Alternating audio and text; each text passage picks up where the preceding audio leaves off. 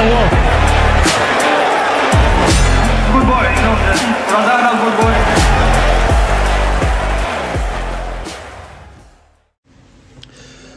Allez, bonjour tout le monde pour cette nouvelle capsule, on peut dire. Voilà, exactement, ce nouvel épisode. Où on va faire les réactions des combats qui étaient sur la carte. C'était les deux sur la carte du combat Canelo-Crawford. Alors, il y a eu pas mal de combats sur la carte, mais on va parler de ceux qui nous ont vraiment bien plu. Et c'est le combat Brandon Adams contre Sergey Bohachuk et le combat Mbili contre Martinez. Qui étaient les deux combats, franchement, quasi les plus intéressants de la soirée. Hein. Surtout avec un beau final Mbili Martinez. Des bons combats old school. Ouais. Voilà, c'est pour ceux qui veulent de la boxe old school, honnêtement, c'était top. On commence par Bohachuk. Allez, c'est parti. Par Bohachuk. Alors Bohachuk, déjà petite historique sur ce combat. C'était la revanche parce que Adams et Bohachuk s'étaient déjà affrontés en 2021 à l'époque du Covid et tout ça. Et en fait le combat avait été ça avait été une grosse surprise parce que Bohachuk avait dominé, mais vraiment dominé pendant 7-8 rounds.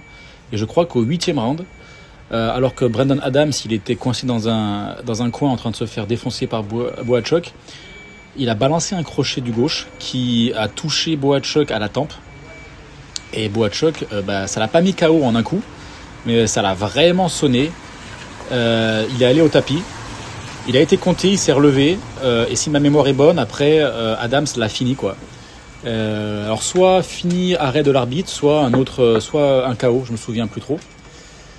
Et donc du coup, moi j'avoue que cette revanche, je me disais pourquoi. Il n'y avait pas trop en fait. Je comprends que Bohachuk il voulait peut-être venger sa défaite, mais depuis Brandon Adams n'avait pas fait grand chose et Bohachuk au contraire, il avait affronté Ortiz, il a perdu, mais il avait fait quand même une super performance contre Ortiz. Beaucoup de gens aussi, c'est un gros combat. Et beaucoup de gens disent que Bohachuk avait sûrement gagné parce qu'il avait fait 2 knockdowns. Donc donc il y avait pas mal de débats sur cette victoire. Et depuis, il avait enchaîné que les victoires assez faciles. Donc moi, je dois avouer que quand j'ai vu ce combat sur la carte, j'ai fait franchement, c'est un combat. Je vois pas trop l'intérêt dans le sens où Brandon Adams avait été vraiment dominé. Il avait réussi à mettre KO Bohachuk, mais vraiment, on va dire, c'était un lucky punch quoi. C'était une surasse. Ouais, une Bruno Suras. Voilà, une Bruno Suras. Et donc du coup, quand le combat il commence, là, gros choc quoi. Ouais. La stratégie de Brandon Adams a été totalement différente. Le premier combat, il était plutôt en mouvement. Pour ceux qui connaissent pas, Bohachuk, c'est pas la boxe la plus belle. Non. C'est pas le mec le plus esthétique. Mais c'est efficace. C'est genre le mec. Alors en fait, il a qu'une vitesse. Il envoie les coups toujours au même rythme, toujours à la même cadence. Le problème, c'est que en fait, il a une résistance mais de malade. Ouais, monstrueuse. Et ses coups font mal, quoi. Ouais. Après, moi, j'ai trouvé qu'il manquait un peu d'explosivité. Alors, comme tu dis, en fait, c'est un peu comme un paquebot lancé. C'est ça. C'est-à-dire que il a vraiment, parce qu'il y a eu beaucoup de coups. C'était quoi le chiffre que tu me dis? Alors, un volume de malade. Les 6 premiers rounds. Après les 6 premiers rounds, ils avaient envoyé chacun plus de 600 coups. Donc, c'était. Alors, pour ceux qui savent, qui n'ont pas trop la notion. Un mec comme Gervonta Davis, sur 12 rounds, il n'envoie pas plus de 300 coups, quoi. Ouais, donc et puis, voilà. Mais après, c'est vrai que c'est aussi une boxe qui est totalement différente parce que c'est vrai que là, Bohachuk, moi, j'avais pas trop regardé avant, tu m'en avais beaucoup parlé.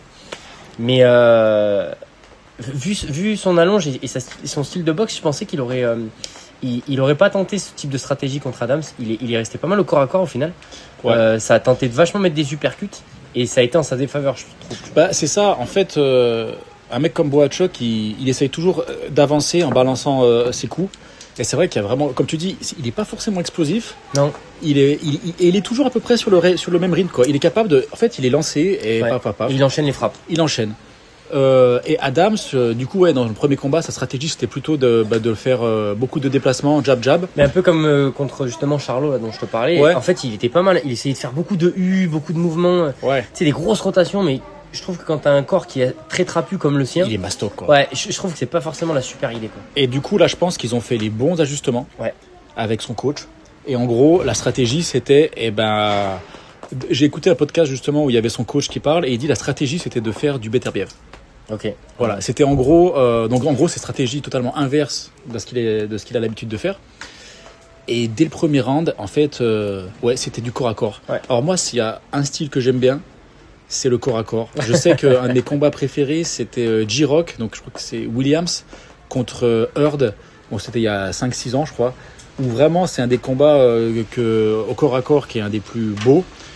Et donc, en gros, les mecs sont collés les uns contre les autres et ça s'envoie des uppercuts, ça s'envoie des crochets super courts, ça s'envoie des... Enfin, c'est vraiment... Ça envoie, quoi. Ouais. Et là, les deux, ils avaient un menton d'acier, quoi.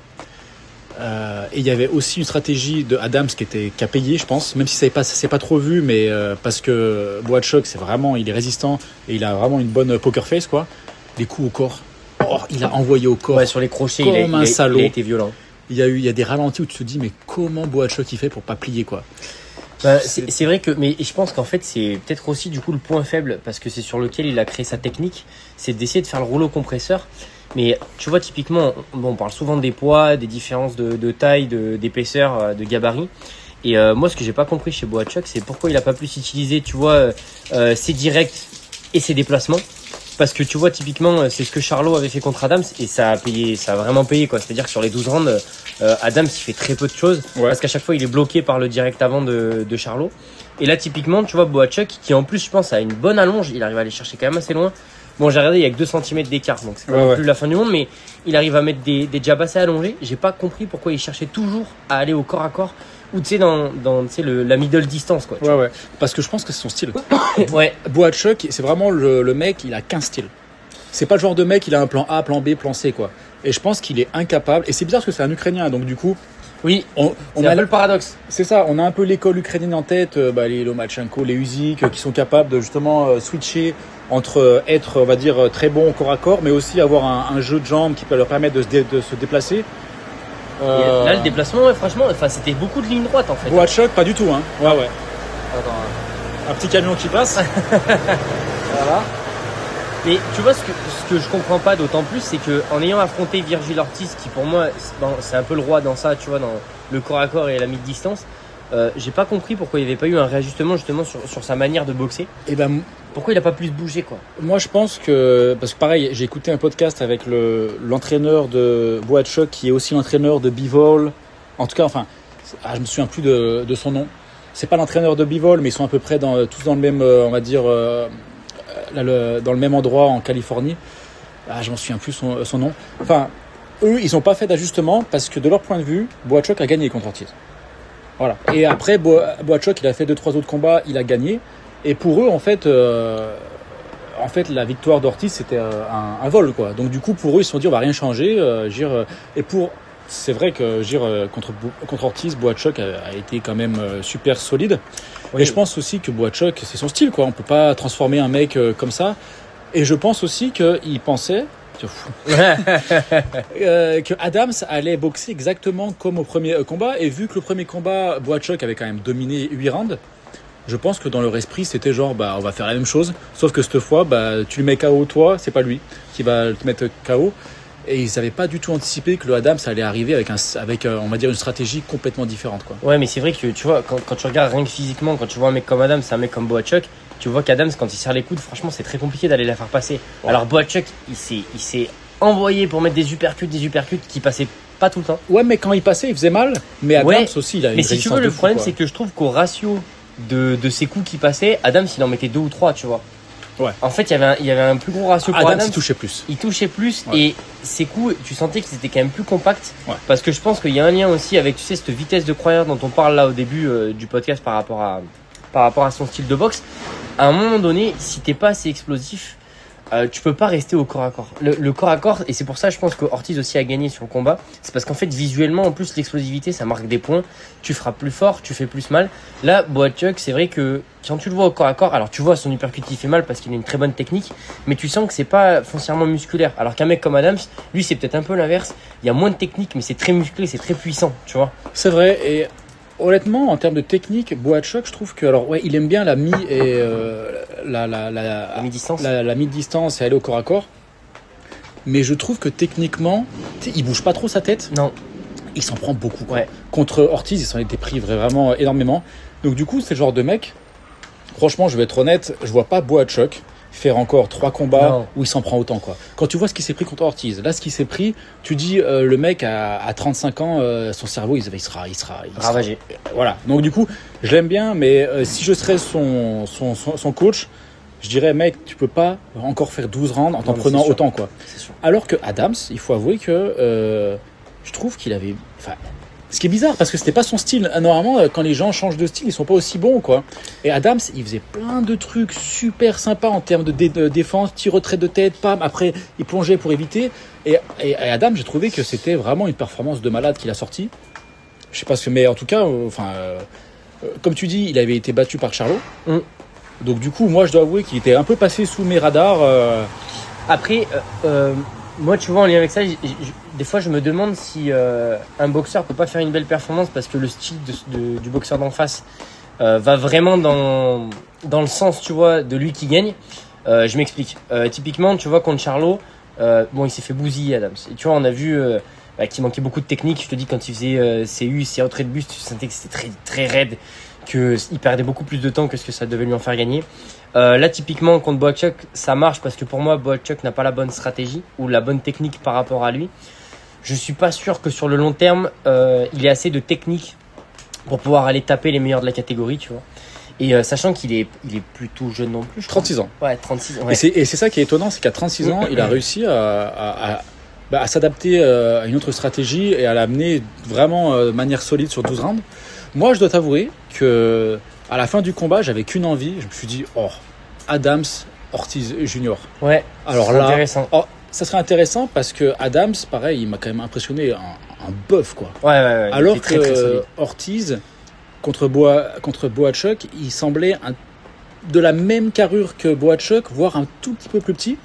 Du coup, je pense que Ortiz n'aurait pas forcément l'avantage physique sur Adams. Et ça serait... franchement, moi, ce que Adams a montré, maintenant, je suis un fan, je vais le suivre, quoi, parce qu'il a vraiment une boxe magnifique. Bien bourrine, hein, mais moi j'adore, quoi. Mais tu vois, ce serait intéressant justement contre Virgil Ortiz parce que je pense que Virgil Ortiz a plus à proposer techniquement que ce que nous a proposé Boachuk sur ce combat-là. Ouais. Et du coup, de voir si justement on arrive un peu à un plafond de verre pour Adams techniquement ou s'il va avoir la capacité de rebondir.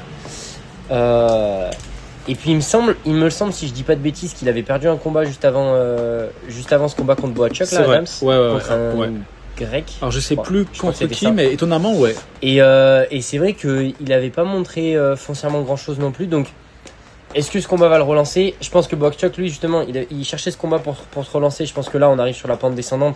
Je pense qu'il aura plus trop de challenge, de trucs Moi, intéressants. franchement, Boachuk, je pense qu'il a pris ce combat de manière légère. Je m'explique. Adams, comme tu dis, il venait d'une défaite. Je pense que ce qu'il voulait, c'est Boachuk. Je pense qu'ils n'ont pas réussi à avoir un gros combat là dans les mois qui arrivent, parce que c'est la boxe. Je veux dire, on aime. Mais donc du coup, ils se sont dit, on veut être sur la carte une grosse carte, quoi, de Canelo Crawford. Et donc du coup, ils ont proposé à Adams, si tu veux, on te fout avec Boachuk. Et Adams, qui sort d'une défaite, a dit oui. Et pour Boachuk, c'était tout bénef parce qu'ils se sont dit, le mec, je l'ai déjà, enfin. Je l'ai affronté. Il m'a battu, mais quand même, il m'a battu, mais pendant 8 rounds, je l'ai dominé. En plus, il sort d'une défaite. Il a 36 ans.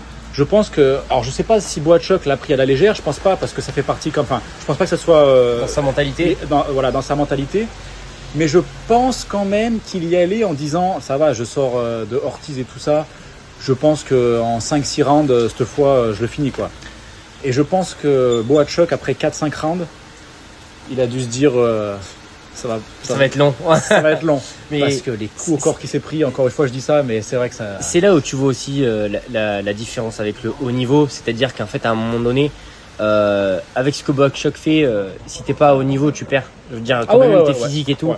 Et là tu te rends compte qu'un Adams il est capable aussi d'encaisser parce que il en a pris quelques-unes qui auraient pu le faire plier. Hein. Ah ouais. Franchement, il a été blessé un petit peu dans le combat, hein. Très très léger, mais t'as vu qu'il a des fois il a pris des coups, il a reculé, et il s'est dit ok. Ouais. Mais pour le coup c'est solide. Après je pense que Boachuk voulait faire d'une pierre deux coups, se relancer et en même temps battre quelqu'un par qui il s'était fait battre justement. Moi ce qui m'a étonné c'est que j'aurais bien aimé voir Boachuk Madrimov.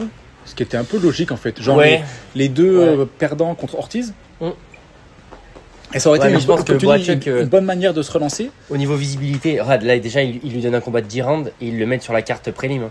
Ah non, je sais, il est pas... je pense que... Ce qui est dommage, parce que pour moi, je veux dire, il envoie, quoi. Bah, typiquement, ce combat-là avait beaucoup plus d'intérêt que le premier combat de la carte principale qui était celui du mec d'Arabie Saoudite. Ouais. Enfin, c'était un combat honnêtement nul C'est à vrai chier. qu'ils étaient sur la carte préliminaire. Non, Pour ceux qui savent pas, c'est genre dans l'après-midi, Ouais, il y a personne dans les tribunes, non. il fait jour. Et en fait, c'est l'heure où les mecs prennent l'apéro parce qu'ils se disent qu'ils vont avoir un super combat ce soir. Et en fait, ils sont chez eux et ils commencent à prendre la route pour aller voir le combat C'est final. ça, c'est ça.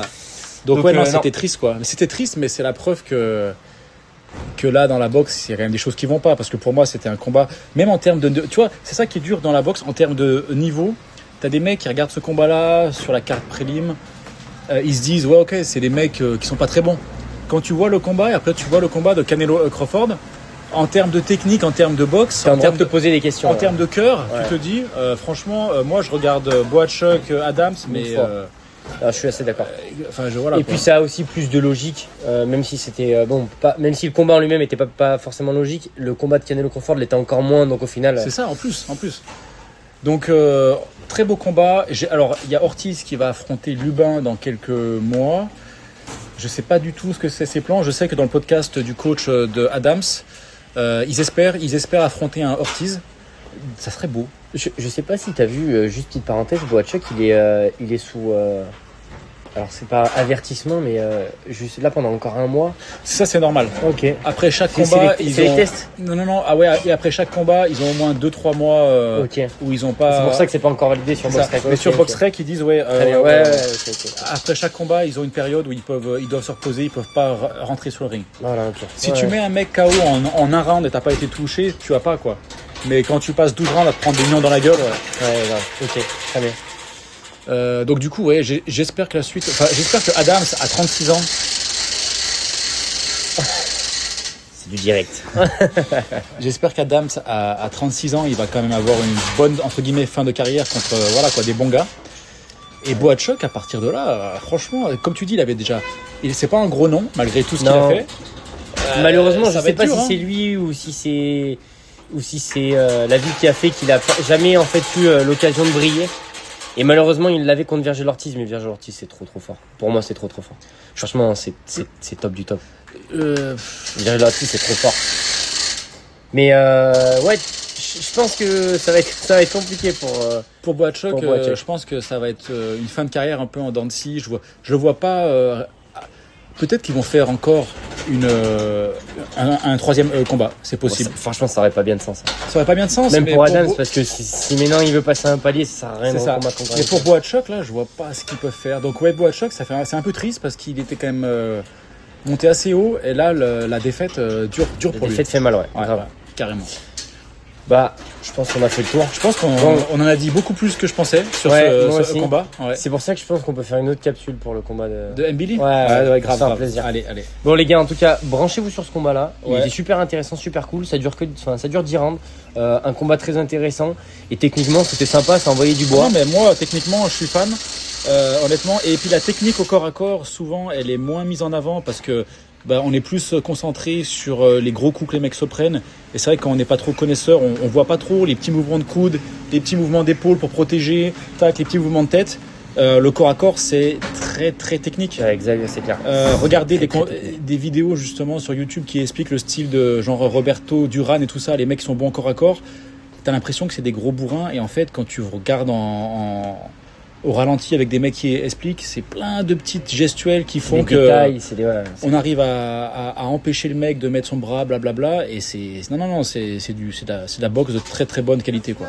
Tout à fait d'accord. Ouais. Bon, on finira là-dessus. Les gars, n'hésitez pas à liker, mettre un commentaire, que vous soyez d'accord ou pas avec nous pour qu'on puisse en discuter. Exactement. N'hésitez pas à nous suivre, on fait des vidéos sur YouTube assez régulièrement, aussi des podcasts du coup pour Spotify, que vous soyez chez vous en train de faire du sport, un petit podcast bien sympa. Et puis on vous dit à la prochaine. Allez, à la prochaine. Allez, ciao.